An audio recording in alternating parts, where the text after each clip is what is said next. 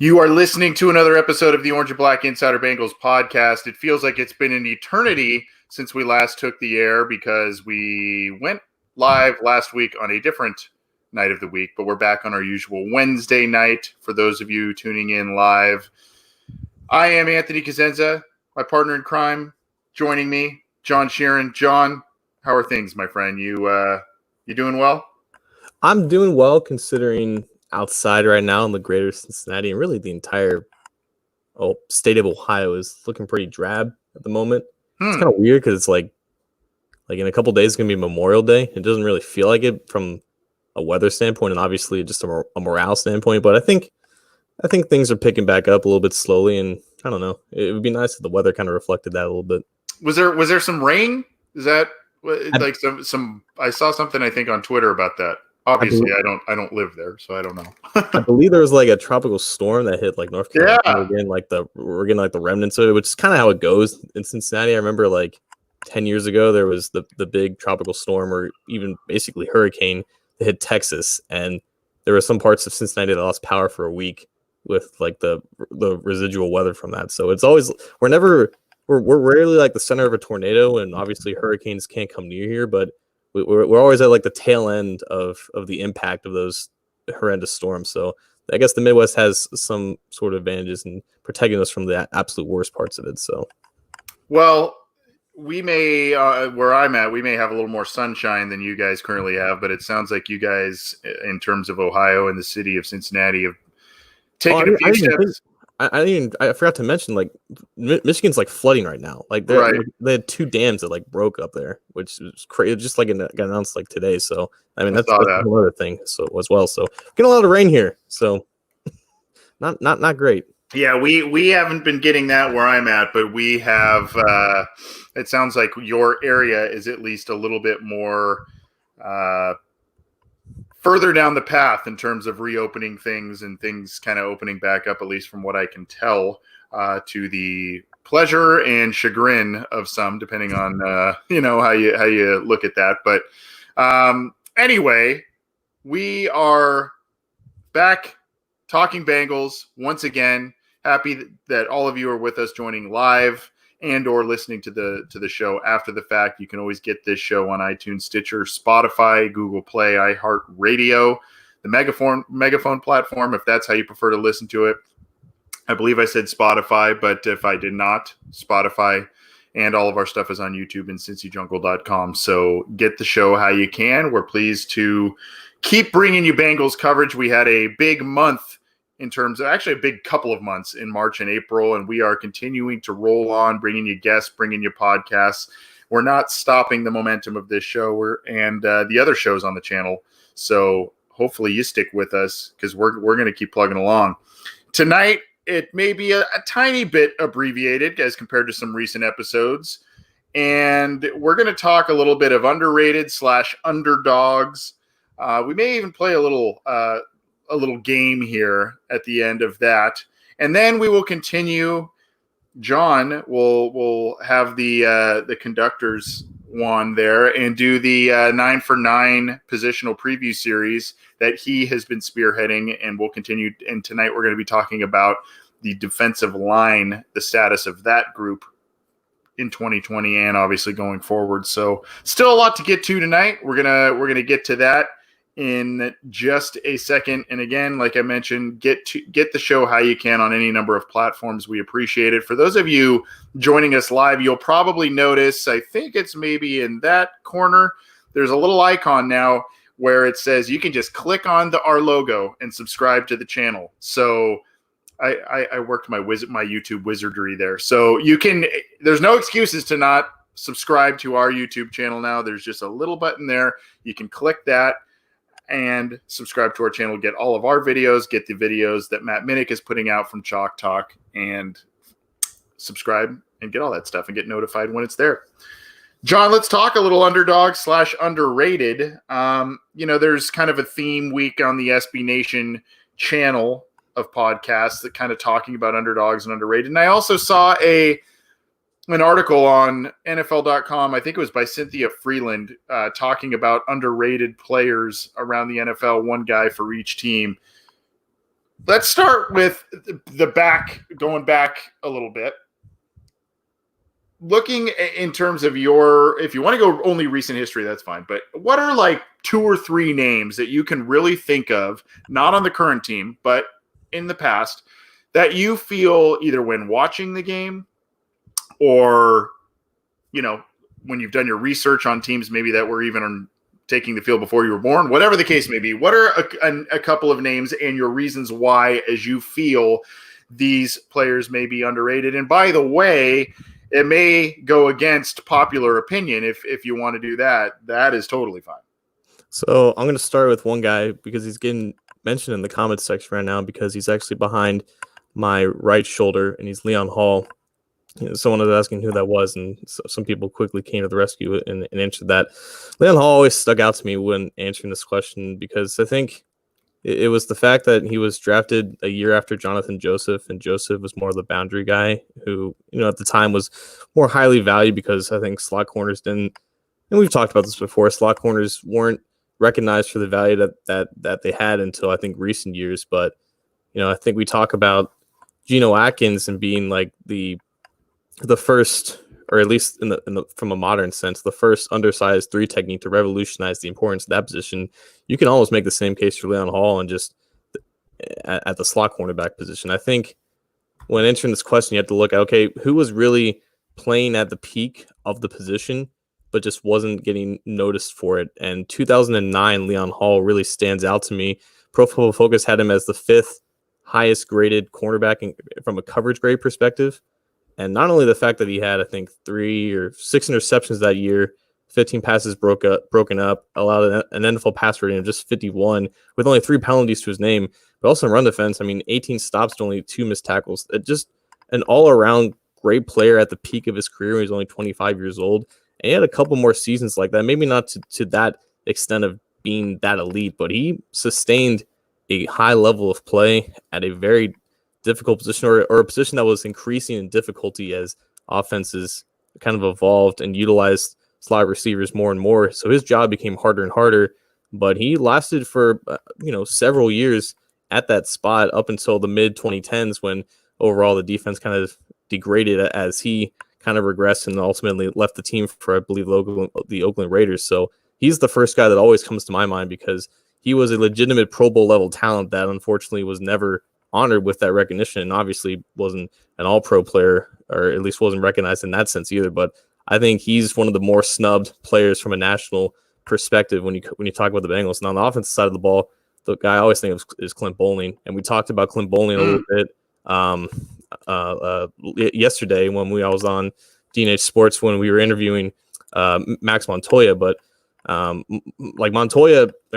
Bowling for 8 years was just a rock at left guard. Didn't matter who was at center, if it was a aging and regressing Kyle Cook or just a terrible Russell Bodine, he was always just their rock. And when the offensive line was at its best from like those 2013 to 2015 years, he put back to back PFF grades above 70, I believe. In 2013, he was like the 5th highest graded left guard in the NFL, just consistent in both phases of the game. You never had to worry about him in the sense that you never had to worry about Andrew Woodworth at left tackle, rarely penalized, rarely beaten, just a solid overall player that didn't have this, this incredible athleticism to his game or anything like that. His hands weren't exactly the strongest, didn't have the greatest base. He didn't look like Marshall Yond out there or maybe a modern day Quentin Nelson. We just kind of got the job done. And for a 4th-round pick to last for 8 years like he did as a solid starter from the first time he stepped on the field, that player is rare for someone who's drafted in that area. And obviously, again, he wasn't a Pro Bowl player. He wasn't recognized as one of the better guys in this position. And honestly, he was I don't know what his agent was doing when he was negotiating his 2nd contract, but the Bengals got him on the complete down low for 5 years, $25 million, and they continue to get solid play for him. I was saddened when he announced his retirement because I knew that no matter how good or Michael Jordan could have possibly been in 2019 or whoever is going to be the left guard, it was going to be a downgrade because that's what we knew of Clint Bowling. He was always at the very worst going to be average for you, and entering the late part of his career, that was still mightily acceptable for the standards that he had set. So those 2 guys are always the first thing that comes to my mind when talking about guys that I grew up watching and who just never got the respect that I felt like that they deserved. Good calls on both of those. Bowling is interesting because I think a lot of people recognize that he was a solid player, a versatile player. He kicked out to tackle a couple times when they needed him in a pinch. Just a real coachable guy, and a guy that just came in and did work and was always kind of at that above average-ish level. And that was kind of his profile coming out of college. He was a guy who played like almost every spot on the Georgia offensive line. He was a guy they wanted to move around a bit if they needed to, and they did. The thing is everybody looks at, you kept Bowling, but you let Zeitler walk, and that's kind of the but with Clint Bowling a little bit. It's nothing against Clint Bowling. He can't help that, and I think that is why the Bengals were able to sign him for the contract that you mentioned, because Zeitler was going to be too hefty of a price tag. They wanted to keep at least one of those guards, and they were able to do that with Bowling. So that's an interesting one. Leon Hall, I agree, a guy that was a first-round pick, and this is another discussion we're going to have in just a second after I get to a couple of guys that I feel were underrated. And I'm going to try and space mine out a little bit in terms of when they played if I'm able. But the other part of the discussion I want to get to in just a second, John, is, how do you define underrated? And I think, can a first round pick be underrated? Yeah, I guess so, because this first round pick at times played at Pro Bowl levels and did not make he did not make a Pro Bowl. He was kind of snubbed, at times was overshadowed by Jonathan Joseph. So, I like those picks by you. I've got a couple. One is kind of, I guess they'd go back a little bit before some of the guys that you mentioned. One is a guy that may not readily come to mind, but to me, he was kind of the coachable guy, and this is Kenny Watson, the running back of the mid-2000s for the Cincinnati Bengals. And the reason why I consider him underrated is because he's one of those guys that was always down on the depth chart. He was behind Rudy Johnson in his Pro Bowl years. He was behind Chris Perry because Chris Perry was a first-round pick. But you look at a guy who steps up in terms of injury. When injuries hit the team, look at 07. 763 yards, 7 rushing touchdowns, a 4.3 yards per carry average alongside. I mean, you see the scrimmage yards for the guy, right? 1,137 and 7 touchdowns. He also was a contributor on special teams.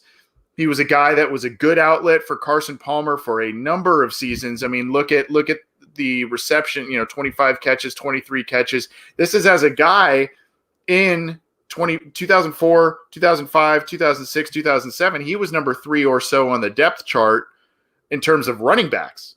And not to mention the fact that he's getting, 25, 23, 52 catches as a backup running back with an offense that sported guys like Chad Johnson, TJ Hushmanzada, and Chris Henry, others, right? So not only was he doing work on offense, and a lot of people kind of forget about him because he wasn't a Pro Bowl player, but just did a lot of different things. He did them well. He was a special teams guy. You look down here, he had some kick returns here. Again, not gaudy numbers there, but just a guy who did a lot of different things for you.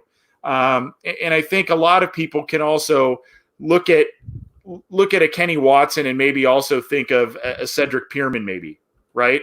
Same kind of guy. So to me, Kenny Watson kind of sprang to mind a bit as a guy who was a little bit underrated. Another guy kind of the same era, maybe the Leon Hallish era, that kind of came to mind when we were developing this segment, was Andre Caldwell. And that's probably not going to be a popular one because everybody seems to remember the fumble against the then Oakland Raiders on a kickoff return in 2009 that he fumbled and cost the Bengals the game that they should have won. The Raiders were very poor that year, cost them playoff seeding, etc. Some people remember some of the drops towards the end of his career that, really, I think if you look back, I think it was 2010, there were some drops that really kind of plagued him. But if you look back at that 2009 season, yeah, he had that fumble against Oakland that everybody remembers.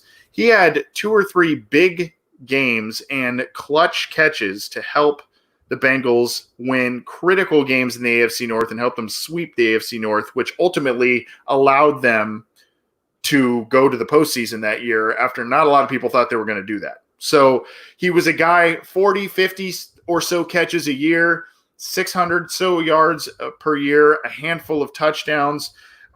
Just a guy that made some plays here and there, and sometimes they were in very clutch situations. I guess I just feel like some people maybe unfairly piled on him towards the end of his career, and they kind of forgot some of the things that he did in the early to middle part of his career to really help the team. I want to comment on those two guys, but real quick, we got a comment from Chef 22504. He's asking Brian Simmons, and if you guys have listened to the show for the past year and a half, we've given Brian Simmons a lot of love when we talk about this stuff. We both are huge fans of Brian Simmons, and we obviously recognize the guy that he is. Watson, though, it's like I've thought about just running backs in recent Cincinnati history, when especially thinking about the situation that they're going to be dealing with Joe Mixon, because they never had to have this type of situation because they've gotten by with running backs like Kenny Watson. When I thought about other running backs, like he didn't even come to mind. I think that just speaks to him being underrated and kind of under-recognized, because when I think back, I think about, the guys that ran along with Cedric Benson, along with Watson. You had Dede Dorsey, Brian Leonard, Bernard Scott, because they had guys like Chris Perry and Kenny Irons who never even took a snap, just not worked out to be, those guys that they had to rely on. They had to go out and sign guys like Cedric Benson and Ben Jarvis Green Ellis, because they just never found, that one guy to, I guess, truly replace what Rudy Johnson was. But they've had success for, the investment they poured in with guys like Watson. And that's just why they haven't been, needed to, I guess, bring in a top tier bell cow. Now they have a different situation with Mixon, and they have to handle that accordingly. But I think that speaks to how underrated Watson was, because even I kind of forgot about him until you mentioned him. And I remember, he was that guy that kind of ran along with Rudy towards the end of his career and kind of took some more snaps as they were phasing out and trying to give Chris Perry more involved with, who's the other? I'm sorry, who's the other guy? Caldwell. Oh, yeah. When you're talking about Caldwell, I don't even remember like his fumble against the Raiders. I only remember that touchdown against the Steelers, and I think he had one against the Ravens too. He did in that 2009 season. That catch over the middle in the end. I was at that game, and that's the one core memory that I have of Andre Caldwell. So I think it might vary based on fan to fan who you talk to when you mention Andre Caldwell, but I only remember the good stuff about him because he was just a third round pick that I didn't really give much thought about. They already had good receivers on the roster, and I think he wasn't that productive at coming out of college at Florida. He was more of an older prospect, and he just had just okay athleticism. I think he was more of a speedster than anything. But I only think about the good stuff about Caldwell. Maybe that in my mind kind of overrates him to a certain extent, because I don't think about the negatives or the drawbacks or the lack of production in his career. But for what he was in the niche role that he had, I think that he was a very solid player. And I think when you look back at the recent history of receivers of this team, he doesn't eclipse the value of guys like Marvin Jones and maybe Mohamed Sanu and guys like that. But for what they had and what they asked him to do, I think he did more than enough to earn his recognition here.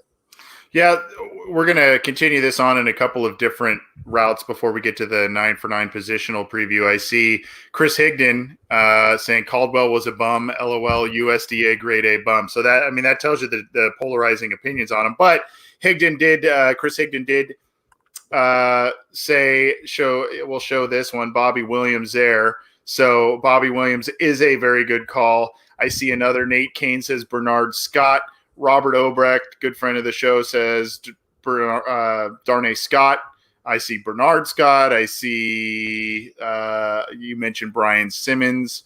Dan Scuda. Dan Scuda, yeah. Some of these guys are saying these guys are too young to know some of these guys to trust us. We know quite a few guys. We're going a little bit closer to recent memory. There are a lot of different players that we could have gone with in terms of underrated from the past. Now, that brings me to the second part of my discussion, because many of these names that were brought up, John, a James Brooks, a Tim Krumrie, guys who made Pro Bowls. Is it, in your opinion, do you think guys like that who made multiple Pro Bowls or maybe just one Pro Bowl, like in the case of Krumrie, and were solid pros, got a little bit of recognition. Can they still be viewed as underrated, in your opinion? I know that's totally kind of a subjective thing, but I don't know. How do you kind of view that? I mean, because to me, I think of a guy like Jermaine Gresham. Maybe some view him as greatly overrated because he made a couple of Pro Bowls and there was a ton of drops and other issues, but he also has some of the highest numbers by a tight end on offense in Bengals history. So, it's, you got to come and weigh all that stuff. It's relative to expectations based on who you thought the player was going to be coming into the league and who you thought that player had developed into, a few years into the league, I think. Because there was people talking in the comment section about, Andrew Rover should have made more Pro Bowls. So is he deemed underrated now, however many years into his career? Should he have been recognized more prominently, even though there was still Joe Thomas and Jason Peters, being dominant in the league at his position? Should he have gotten more recognition? Because we all know that he was one of the most, if not the most talented left tackle in the league at his absolute best in his prime. So even though he made Pro Bowls, you can still consider him, kind of underrated. And obviously, when you're talking about, like you mentioned before, first round picks, Leon Hall was a first round pick, and he played like a first round pick, but he still wasn't a recipient of the national recognition and honors that he was deserving. So, and there's a multitude of reasons for that. The Bengals obviously didn't have a lot of prominent success beyond just a couple of division titles in his time. So it was just never that level of notoriety that other players of his level of play ended up getting. So I think at the end of the day, yeah, first round picks can still be underrated, even if they play to the level that they were expected to, because at the end of the day, if you look at who most people think the best players of these positions were, and you have guys like Whitworth and Hall and among others left off these lists, even though they were high draft picks, even though they ended up becoming talented players. At the end of the day, underrated is just an odd term in general. I don't think a lot of people have a clear definition of what that truly means. But if they aren't rated where they belong based off of pure merit and because a bunch of other subjective factors come in, I think that yes, players like them can be underrated. But it is nice to give recognition to guys like Hallwell and guys like Kenny Watson, guys who weren't high draft picks, who weren't prominent starters, who just had roles to play and did them well, and therefore they could be deemed undervalued and therefore, I guess, underrated in a sense. Yeah, undervalued is a good designation for some of those. I mean, there's underrated, there's overrated, and there's undervalued, right?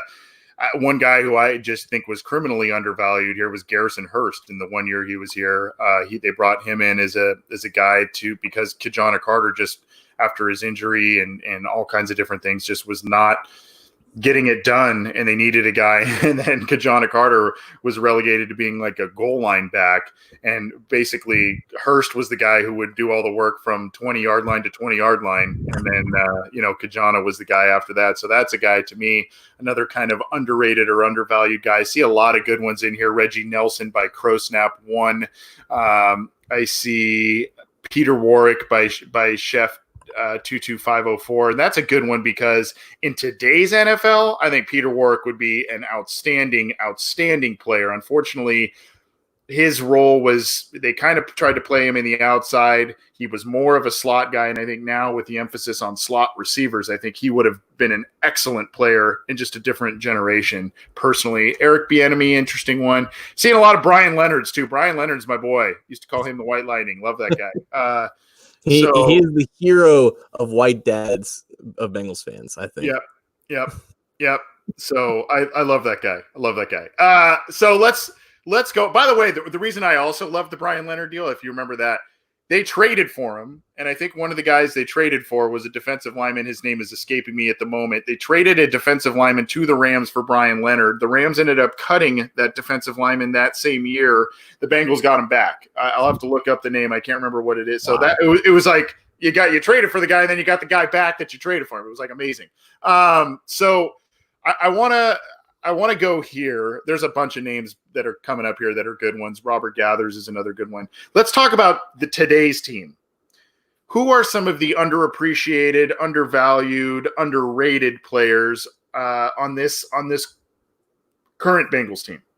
I'm going to go back to the offensive line, and I'm going to give props to Trey Hopkins, I think, because still he wasn't graded that highly from PFF this past year, and that's one of the I'm not too satisfied with their evaluation of how he played last year. I think he played a lot better than how they ended up grading him as. And I think it could have been a product of just the fact that the entire offensive line was in disarray. And there were definitely times where he got beaten as well. But I still contend with the fact that he's a solid starter in the NFL at any of the three interior spots. And I think he just found himself at center when that role opened up because, Bodie was trash and Billy Price ended up being just basically not any better. So it's just like, here, we need some answer here. Billy Price is injured in his rookie year. Let's just give Trey Hopkins a chance. This is like the fourth position that he's played if you count the preseason for in these 6 years that he's been here. And he was an okay guard, but he wasn't good enough for them not to look in a different direction there. But when he took the field at center, it was just like they found something that they hadn't had since Kyle Cook. And I think he's more than earned the contract that he signed this past December. And it's refreshing to see them have an answer at that position that they've been looking for the better part of the last 7 or 8 years or so, and that they spent a first round pick in trying to find. So the fact that situation at that position was so dire, and they found an answer in a guy that they've had for basically 4 or 5 years who played multiple positions besides that position, and to just seamlessly transition into it so smoothly and to give them a skill set that they haven't had in so long, I think with all those factors, it makes him very underrated. And I think with better guard play next to him this upcoming year, I think you'll see, people who watch the Bengals from a national perspective give him a little more credit for the work that he continues to do. Seeing a lot of good ones, seeing a lot for Gio Bernard. Yes, I agree with that one. I think that's a good one because I've said on this show before, if you actually go back and look at the tape of Gio Bernard, it's not just the running and the receiving, it's also the pass protection. There was a tweet, I'll have to try and find it. There was a tweet that came out about the Bengals basically being the second highest team. It's the second. They use their running backs, the second highest amount of any team in the NFL, essentially, as pass blockers in pass blocking situations. So kudos to Mixon and Bernard on that. Bernard, especially for his stature, is quite effective in that regard. And some people look at maybe a slight decrease in some of his statistics in the past couple of seasons and wonder, well, he's getting older. It's some of that. And it's also the rise of Joe Mixon. But it's also the fact that when he's in there, it's a third down passing situation. It's an obvious passing situation, and they put him back there to block quite frequently. So if you watch the tape, you'll see that. So I see Gio, I see Sam Hubbard. Hard to disagree with that. I know some people have differing opinions on Hubbard because of his some of the data and PFF scores, et cetera, behind him. I think he's more solid than spectacular. So I think in some areas he's underrated. In other areas, I think he's pretty on par in terms of expectations, I guess. One guy, I'm just gonna throw this out.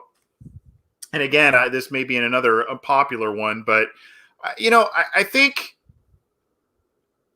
if you look at Trey Waynes, because a lot of people don't like the contract he signed and the value that he signed it for. And I think the Bengals got a little bit, if you look at some of the things that have been put out there in terms of opinion on that signing, I think that, they're kind of saying, oh, you're basically getting a little bit of maybe a guy who's exactly like Dre Kirkpatrick, potentially a little bit better. I don't know. I think that this is going to be a move that I don't want to say significantly improves the defense, but I think there's going to be a measured improvement with Waynes as a corner. And I think my prediction is that you're going to not really worry about this lofty contract that they signed a guy to that has kind of had a little bit of a roller coaster of a career. He had a 65.1 overall Pro Football Focus score last year. That's okay. I guess I see a lot of people piling on that player and the contract that the Bengals signed him to.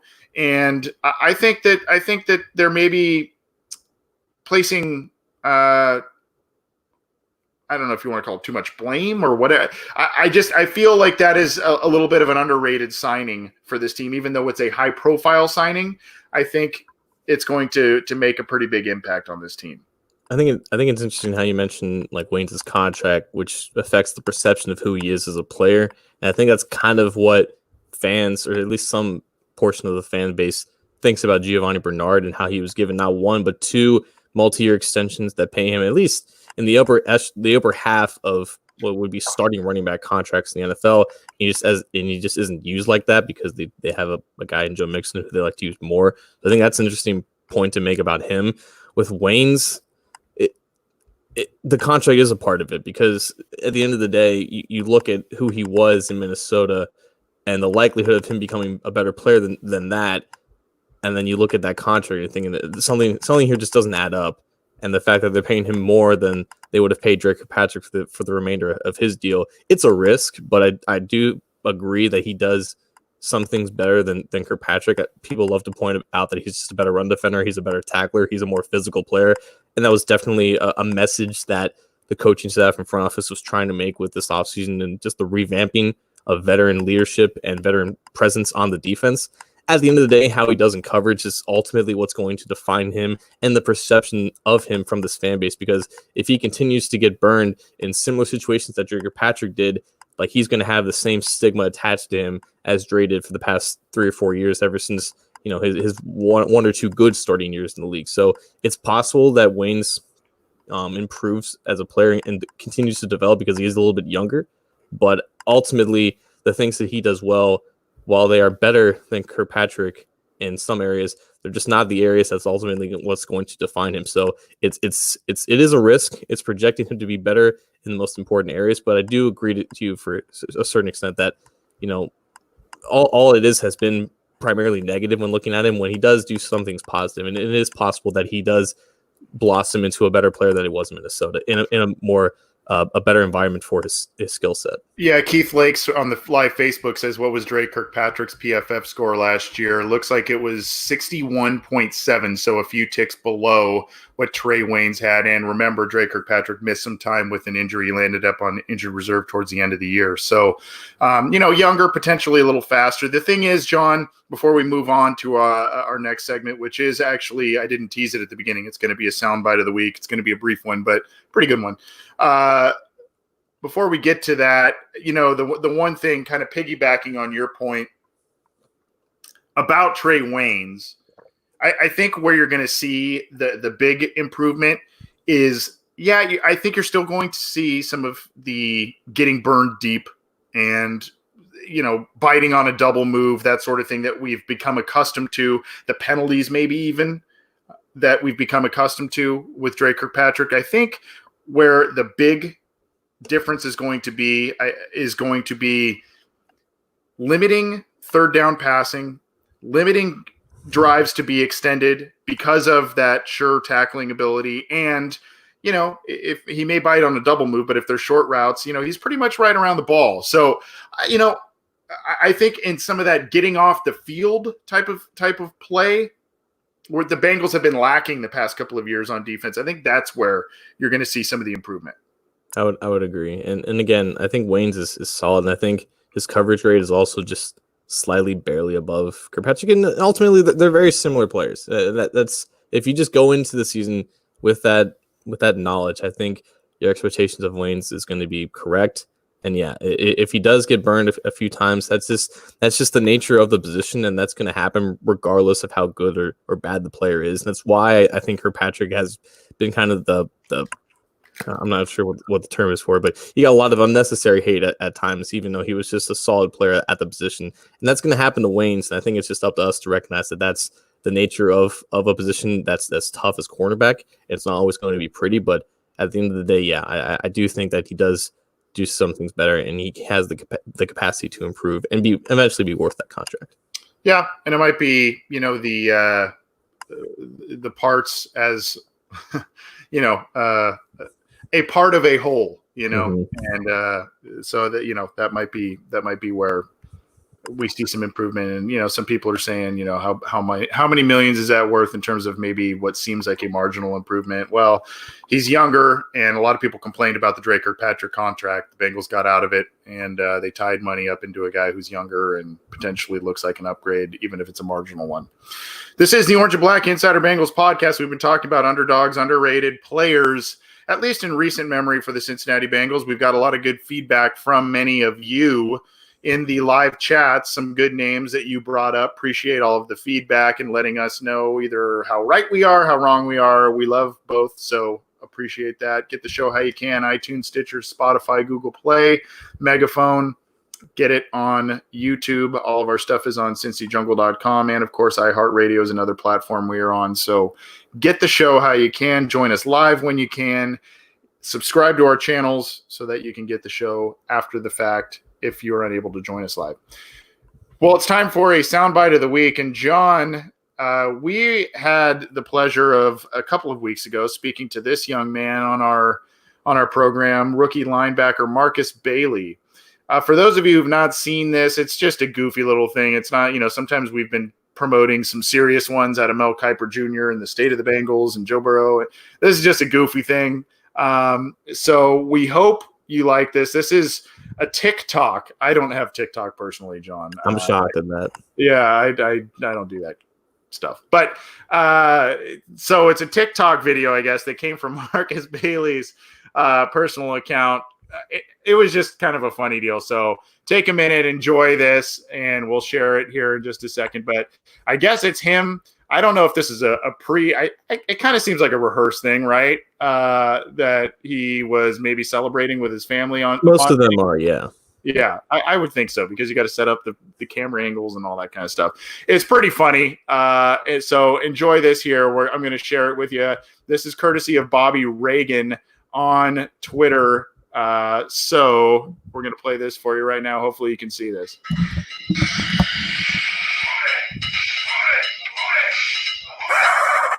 It's Corona time. It's Corona time.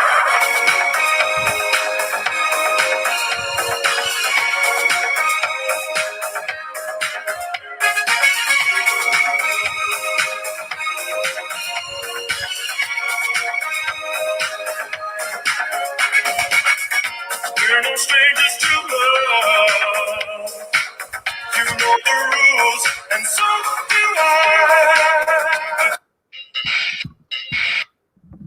So I guess I shouldn't have called it really a soundbite of the week, unless you're a gigantic Rick Astley fan. Then it is a soundbite of the week. But it's more of a video clip of the week, multimedia clip of the week. Pretty funny stuff, though. I mean, he's celebrating, he's bopping around. I thought it was kind of cool, making light of the situation. Especially, John, remember when he said like how he seemed pretty devastated about how the draft played out for him in terms of when he was picked. Mm-hmm. The ingenuity to use the song that's only used in ironic situations or just for trolling purposes. The ingenuity to use that song, which is honestly kind of a bop when you think about it, for just a pure genuine purpose, I think is a little underrated in that sense. I'm personally not a big TikTok guy. I think you are. I think it's a feeble attempt to recreate the magic that Vine was. My girlfriend might be a little upset that I said that, but ultimately, just let the guy do what he wants. Because I think the Regan guy who like works for Barstool, he was like making fun of him, or like if he gets cut, that's the reason why. Like come on, like it was a special moment for him, and that's just how he wanted to express it. So whether you like it or not, just let the guy do what he wants. Like we obviously know him as a good kid, as a good guy, a very personable and humble human being. So good for him. Good way for him to express that special moment in such a such a unique circumstances. So I gotta laugh at it. It was cool. I can't believe people are giving him crap about it. I kind of thought it was it's cringe, but it's designed to be cringe. That's the whole purpose of the app. It's just to create that kind of content. Right. If it suits you, it does. If it doesn't, then whatever. Just go about your day. Yeah. So in case this soundbite of the week, quote unquote, this one is for those of you who listen to the audio podcast. You may want to go to the YouTube channel to be able to see the video to it, or check it out on Twitter. It's gone around quite a bit, but it's more of a video clip than sound clip. But he's got some moves. He's showing off some moves, scooting out to the balcony, and it was pretty cool, I thought. Funny stuff though, and if you haven't had the chance to check out our interview with Marcus Bailey, that was a couple of weeks ago. Great guy, great head on his shoulders. The guy just completed a master's degree as well. We noted in the interview, John, the Bengals have made an emphasis for not only high football IQ guys, but high character guys. And obviously this guy seems like it. Aside from the goofing around here, he seems like a really high character guy, and a guy that's, got a good head on his shoulders. I wonder how many players are also have TikTok accounts and like also frequently create content, because I think there's an opportunity for him for there though. I don't know. That might be the evolution of like the rookie showcase, like who can create the best TikTok. There you go. They may be forced to if they're not able to do a lot of stuff in person. So you might be right. All right. But good stuff from Marcus Bailey. Check it out either on our if you need to rewatch, check it out on our video feed or check it out on Twitter. It's pretty good stuff. And for those of you who like little 80s synth pop Rick Astley, it's full of it in that little clip.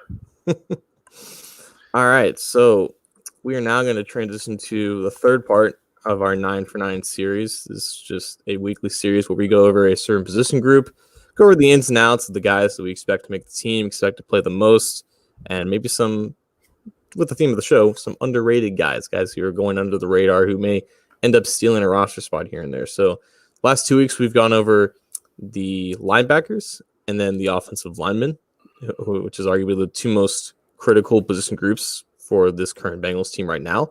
We're going to go back to the defensive side of the ball, and we're going to go with the guys who are going to be playing in front of Marcus Bailey on the defensive line. Anthony, there was 11 guys who made this position group last year, by far the most stacked or at least crowded position group that made the 2019 final roster, and it was in part because there was a lot of worthy guys worthy to make the roster, but also just because that was just where the strength of the defense was, because they just didn't have any linebackers to fill out a normal amount of spots for that position group. So they just basically put 11 guys on the defensive line, and that's including eventually cutting Jordan Willis, who they drafted a couple years prior. So a lot of new guys kind of, ultimately made up that position group, including, I think, Kerry Wynn. He only played like 8 or so snaps. So maybe not 11 guys make the team this year, but I still think that this position group is amongst, one of the strongest, or at least the deepest on the team. But it's also one where we always tend to overrate coming out of training camp and out of the preseason, because it's the same thing every year, where we see the first handful of practices at training camp and we're thinking this defense line is going to do a lot of good things this year, because they're going up against an offensive line that's continually been amongst the bottom of the league. And we see guys like Sam Hubbard and guys like the three techniques that have been playing next to Geno Atkins. We think they overachieve right before the season starts, and then they just become average to non-factors when the season begins. And then we think to ourselves, okay, this position group is just not as deep as we thought it was. That could change this year based off the additions that they made, based off of the developments that continue to grow with the guys that make up this position group. So I think the biggest question here right now is that what really is the base of this group? Because last season they transitioned into more of a 3-4 look, where they have essentially 5 defensive linemen out there. But for the most part, this defense still utilizes just 4 down linemen and with 2 linebackers behind them. So I think the best place to start here is that it's not necessarily who's the starting 4 or 5, but which personnel grouping should we expect to see more out there, or at least more often when the game is in the early stages of the afternoon, I guess. To go back to your first point about how the Bengals defensive line always seems to look so great, and part of it is because of the offensive line issue. I totally agree with that. The other thing the other reason why they look so great is oftentimes in the preseason games and against at certain points, the Bengals opposing offense in practices, they're going up against vanilla offenses, they're going up against backup quarterbacks and all that kind of stuff. So that kind of plays into the hype up of the defensive line. Now, to your question in terms of who will we see more of, whether I don't know if you're more referencing, a guy who has a defensive end designation as opposed to a defensive tackle designation. I'm going to keep kind of falling back on this reasoning that I've used so far with a couple of other position groups, and that's versatility. I mean, you have a guy like Andrew Brown on the team who is listed as a defensive end, but we all know he was kind of a 3-tech defensive tackle coming out of Virginia when the Bengals drafted him, one of those penetrating inside guys, and now they feel that they can move him around to different spots on the line. I think that you look at other guys, I think they want to move around Rennell Wren. They want to move him into different spots. So that's another guy that you kind of feel like could be a movable piece. Sam Hubbard, they've dropped into coverage at times. Carl Lawson's, kind of your edge guy. Initially, Marvin Lewis gave him the old outside linebacker designation when he first joined the team. But, I think the key is in terms of what we're going to see and who we're going to see. I think you're going to see guys that provide versatility in terms of moving them around on the defensive line. And the other thing, John, you mentioned, what is more of a base look or whatever. The thing is, and I think it's a good thing, is that the Bengals, based on who they've collected, especially in this position group, are able to mix up their looks frequently. They're able to do a lot of different things, not only because of who they've collected on the defensive line, but some of these new guys in the linebacker group. They're able to mix up their looks. So I don't know that I have a true answer for you in terms of we're going to see this almost, 60% of the time, and that's what it's going to be. You're going to see a lot of Dunlap. You're going to see a lot of Atkins. You're going to see a lot of early down stuff from DJ Reader. But there's 13 or 14 guys I'm counting with defensive end, defensive tackle designations on this roster right now. So I think you're going to see a lot of movement up there and a lot of guys that are can provide versatility and move into different spots. There's just a lot to dive into this, but I think if there was just 4 guys who I expect to be out there for just like on first and second down, you have Dunlap, you have Atkins, you have Hubbard on the other side. And then the addition of DJ Reader makes things very interesting for a multitude of reasons because, well, for starters, guys like Dunlap and Hubbard, I don't consider them defensive ends anymore. I just consider them edges because, like you said, in the Marvin Lewis days, you had a guy who could be an outside linebacker, but also an edge rusher off the edge. This defense will have guys, just be pure multi-dimensional edge defenders, guys who can drop back into coverage, guys who can rush off a 2-point stance, guys who can have their hands in the dirt. That's something that Hubbard's very comfortable with. That's something that Lawson has the perfect body type for, and that's something that Dunlap is still athletic enough to do. With the addition of Reader, though, it's interesting because at his core, he's a one tech. He's a one tech who can also rush in the B gap as a 3 tech, but can also go up against the outside shoulder of a tackle as a 5 technique when you're in those odd fronts. But at its core, he's going to be next to Atkins on the strong side of the formation as your nose tackle, as your 1 tech. That, I think, opens up opportunities for other guys who are more role players. What does that mean for Josh Tupou? Does he just become your backup nose tackle, your backup 1 tech to Reader? Do you keep him more at 5 tech where he kind of had a little bit of a resurgence last year in that position?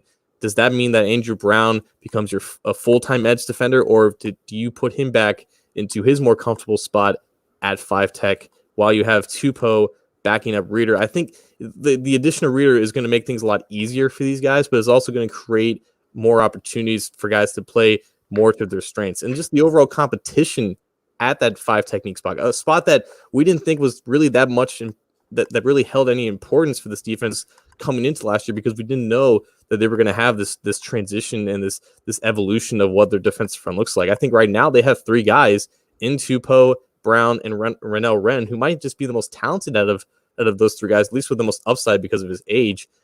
The guys who have the body types and the athleticisms and the pure strength to hold their own at this position it's going to have a lot of competition. It's going to have a lot of importance because you're playing next to an edge rusher in either Lawson or Hubbard, and you're playing next to either a defensive tackle in Atkins and Tupou. You got to hold your ground at that 5 technique spot. You got to, you got to be able to stand up against double teams, against tackle guard combo blocks to free up those linebackers behind you. So, who really takes that spot, I think is going to be interesting, because now you have a definite answer at the 1 technique spot where it gives opportunities for guys like Tupou and Rennell Wren to thrive in multiple other positions. So, by the way, we have a special guest in the live YouTube chat, Engraven Vids, Justin from Engraven Vids, who joined us last week to help us preview what's going on with the Ravens, is in our live YouTube chat, or was. So what's up, Justin? And he left a pretty good comment in terms of you can have some nice rotations. And that's true. the thing is that I'm going to contradict myself here because you brought up Tupou, you brought up Wren, you brought up Reeder. The thing is, I kept talking about versatility. In years past, the Bengals may have maybe lesser valued one of those 1 or 2 down, gap stopping, run stopping defensive tackles. This year, though, because of a team like the Ravens that wants to run the ball a lot, the Steelers always like to run the ball no matter how much they throw the ball. They always like to run the football. The Browns have Nick Chubb. I mean, these guys now, these big guys, these run-stopping specialists are going to have a place on this team and are going to be used, I would think, frequently, especially in these AFC North matchups. I mean, that's comprises more than a third of your schedule, and that's what you brought these guys here for, whether it's a Reeder this year, Tupou a couple of years ago. I mean, that's what you need these guys for. So while versatility is something that is to be valued along the defensive line, these run-stopping guys, they got gouged by the run last year, and they need these big guys to come in and be able to stop some of these potent running attacks, especially in the division. That's important for those obvious reasons, because it was so bad last year, and the value of stopping the run, I think, has superseded what its true value is because of how terrible they were last year. I think with the addition of Reeder and just the overall depth that they have in the interior, I think it's going to be they're going to be better in that stance. But once you get back to just a passable level of run defense, rushing the passer is just simply more important, and that's where my worries here, because I think you're going to have a fresher Geno Atkins who's going to be rotated in and out more with the addition of Reeder, and now you have some depth there. As long as guys like Ryan Glasgow can stay healthy, who can rotate in and out at that 3 technique spot. The edge position worries me, because I think we have someone in the comment section say don't sleep on the Notre Dame defensive end. Mm-hmm. Talking about Khalid Kareem. Kareem, as a 5th-round pick, is immediately thrusted into this rotation as essentially your 4th defensive end or 4th edge rusher, because at the end of the day, I think right now Andy Brown still lists as an edge, but I don't think that's where you would like him to win most of the time. I think you still want him as that 34 defensive end or that 5 technique, or even just as a 3 technique to rotate in with Atkins. So right now, Khalid Kareem is not only just a key, rotational guy at edge, but he's also just ultimately one of the most important guys from the future of this position group, because you think about Lawson's entering a contract year and he hasn't, exceeded the expectations that he set back in his rookie year. Sam Hubbard's entering his 3rd year, but you're still looking for that jump from just an average to below average pass rusher to a guy that you can rely on in some of those obvious passing down situations. And then you have Carlos Dunlap, who had a monstrous year last year, but before the last 8 weeks of the year, he was looking like a guy who was slowing down and potentially could have been on the trade block. So how long can he sustain that? I think the future depth and the future effectiveness of this edge group is very much questionable, and how are they going to be able to sustain that level of success into this year is going to be one of the bigger question marks. And if Khalid Kareem can come in and be a solid rotational edge rusher for a 5th-round pick, I think that will do wonders for them. But there's a lot of pressure on him to be just that, because that was the only addition that they brought in at that position, aside from undrafted edge rusher Kendall Futrell, who I think Jeff Hobson mentioned as a guy who could make some noise in training camp, preseason, whatever that could be. But they need a spark on the edge at edge rusher, and if that happens to be Lawson entering a contract year, so be it. That would be a major boost for them. But as of right now, for what they have and what they've been able to produce the past couple of years, it can't all be on Dunlap, because at this point, when he's 31 years old this year, it's going to be hard for him to sustain that level of success that he had last year. So that's where I want to go next, and I'm not trying to hijack your segment, but that is the question I have when we talked about doing the defensive line this week. The question I have is, if it seems like for the last, 2 years, 3 years, we kind of been saying, okay, when does the other shoe drop when it comes to Carlos Dunlap and Geno Atkins? We thought we saw a little bit of it at the beginning of last year, some inconsistencies with Geno, a real dry spell to begin the year with Carlos Dunlap, and then he exploded as he sometimes tends to do at the end of the season. Do we need to worry about that this year, or have they done enough? Have they brought in enough Khalid Kareem, DJ Reader, Ryan Glasgow back healthy, who, whatever it may be, did they do enough to be able to keep those two guys fresh and hopefully more effective through on a consistent basis throughout the year? Ultimately, if you're comparing just your pass rushing talent and your pass coverage talent, it's better to have problems from a talent perspective at edge rusher and pass rusher in general, because you can scheme pressures more easily than you can scheme good coverage. Ultimately, it's just up to the talent level of your cornerbacks and your safeties to have good coverage. With your pass rushers, a lot of that pressure is also on the defensive coordinator and the play caller to scheme up pressures for these guys, because that's a lot easier to just manufacture from just a schematic perspective and a coaching perspective.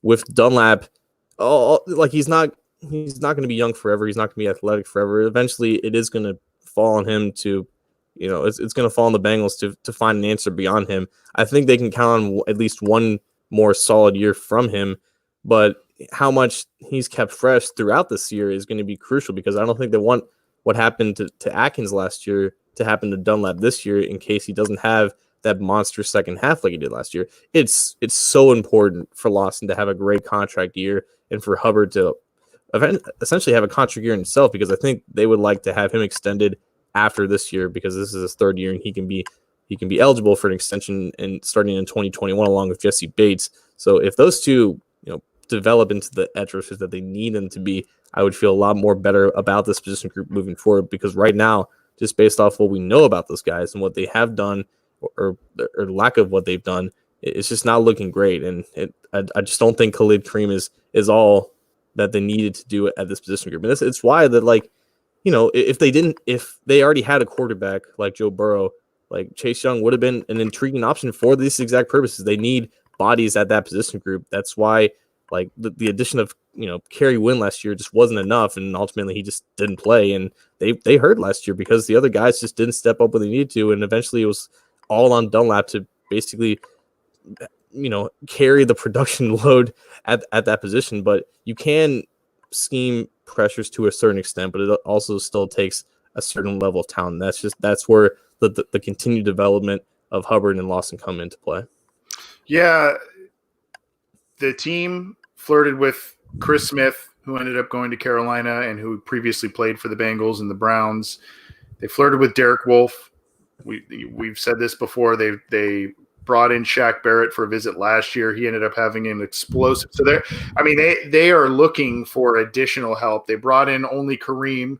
Now, that's not to say he can't be effective, but he's a guy they like. But that is really, to this point, the only real kind of edge threat after flirting with all these guys that they brought in either the draft or free agency this year. So that's kind of interesting. The only other name out there, and I think this is a pipe dream, especially if for those who are, that are saying that Larry Warford's too expensive. Jadeveon Clowney's still out there unsigned. I mean, it's a guy that he's had some peaks and valleys in his career. He may be a little too pricey. That is a potential option if things go awry up front. I don't see that happening. But, for the most part, this is the group they're going to probably be rolling with. And then what do you think they keep, 10?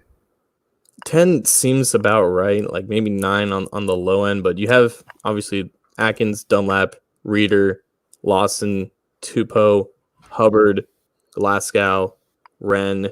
So that's 8 right there that you're pretty confident in. And then 9 and 10 could be Andrew Brown and Khalid Kareem. So if it's 10, I think those are the 10. If it's 9, I think you take out Brown in that sense, because that's 4 edge rushers and 5 interior guys. But the addition of Brown gives you basically a half edge, half interior guy who can also be your 5 tech. But there's guys like Tyler Clark, the undrafted guy from Georgia. I think he has the highest signing bonus out of all these college free agents. Mm-hmm. Trey Deshawn out of Kansas State is also an intriguing guy, defensive tackle. There's always 1 or 2 surprises from their undrafted class that end up making some waves. And if they end up going 11 again, I think one of those guys has a chance. But Kendall Futrell, an undersized edge rusher who can also play off-ball linebacker. If they decide that they need more of a juice and a burst at edge, I think he has a good chance of being that guy who may not be active on game days, but if they need more depth there, and maybe if someone suffers injury, I think he can kind of squeeze his way into there. Yep. And, the team's going to look at other pass rushing options too, whether that, Davis Gaither had a good pass rushing grade as a player in college. That's a guy they could look at in pass rushing situations, and others. So maybe that's where they consolidate some of the numbers to get down to less than what they were last year, which you mentioned was 11. I don't know, especially with drafting 3 linebackers. I don't see that as a realistic possibility this year. They went real light on linebackers too last year, if I remember correctly. So I think that there's going to be a little bit of a numbers game there, but good stuff, John. What have we done so far, just to recap on the 9 for 9? So we started with linebackers, then we went offensive linemen, then we just went defense linemen. 3 down, 6 to go. Cool. Well, great stuff from you. We've got 6 more position groups to go. We're going to cover those each consecutive week here. So the brainchild of John Sharon this series, and it's a good one. It's a deep dive into the position groups, and we see a lot of feedback in the live chat as well. So thanks for your feedback.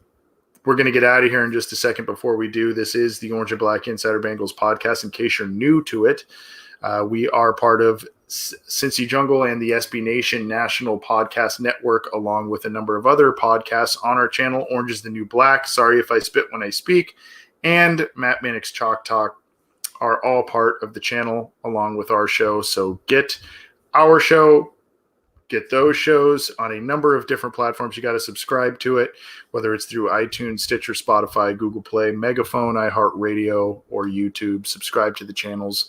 That way you know when new stuff is available, when we go live. And as I mentioned for the YouTube folks, I think it's right around in here. It's probably actually the other side of the screen. I don't know. But there's a little icon that has our logo that we've just added to the YouTube videos. So you can click on that, hit subscribe. We appreciate it. The guys, by the way, in the network, including my colleague here, he had a recent interview with Hoji Smoji and Daddy-O McDuke with Bengals former great Max Montoya, who was mentioned earlier in the program by a lot of our listeners. So go check out that interview. Matt Minnick just had a sit-down interview, an audio interview with Dan Horde, the voice of the Bengals, the radio voice of the Bengals, and they're part of his podcast with Bengals.com, Dave Lapham. So really cool stuff there. We talked about Khalid Kareem, a guy that Orange is the New Black has recently interviewed, along with TJ Hushmanzada, Willie Anderson on their show. We brought up Marcus Bailey just a little bit ago on our show. He joined us a couple of weeks ago. So we've got a lot of things going on our show and on the other shows. So go check out all that stuff. A lot of good content. John, let's drop the mic and get out of here, my friend. What you got for us? Like we mentioned at the top of the program, it is Memorial Day weekend. In Ohio, at least, it's when restaurants and bars will begin serving in-house dining and services. If you are going to be out this weekend, please do responsibly. And I'm going to go follow Marcus Bailey on TikTok now. Marcus Bailey is becoming quite the social media sensation after this Rick Astley venture that he put out on TikTok. Good stuff. I don't really have all that much. I mean, I guess I've got a little bit of news for some folks. My wife is expecting our second child, so I've got another one on the way. Yeah, you're gonna drop in there like so casually. Yeah. So I don't. Yeah, she's about 2.5 months or so along. So nothing like having a children of the corn, right? Perfect timing on our part, but yeah.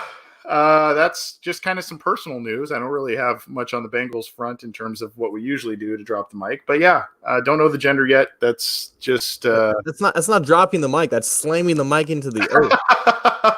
Yeah, I wasn't going to share it, but then I was like, well, I don't have much else to share, so I guess I'll share that. Yeah, so excited, a little nervous based on everything that's been going on so far in 2020. Due date is around Thanksgiving, so yeah. Congrats, man. Oh, thanks. Yeah. I'm curious to see how my other guy is going to handle having another sibling. Will be interesting. But yeah, thanks for some kind words in there in the live chat too, guys. So yeah, big news in my household. trying to keep it together in terms of the sanity level, but we're doing okay based on the news and everything. Unreal, guys. He doesn't tell me. Like I just found out as soon as you. Not many people know. Not many people know, to be honest with you. Kind of our families and a little bit of inner circle of friends. So because John and our podcast listeners are part of our inner circle, we're sharing that. So we just don't know the gender or anything yet. Yeah, you're gonna have an awkward gender reveal. My wife wants to do that. Ooh. Yeah, not awkward. Probably just like a.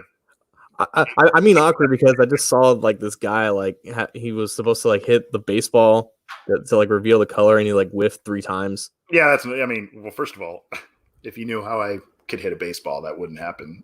Oh, sure. No, but I'm not doing that crap.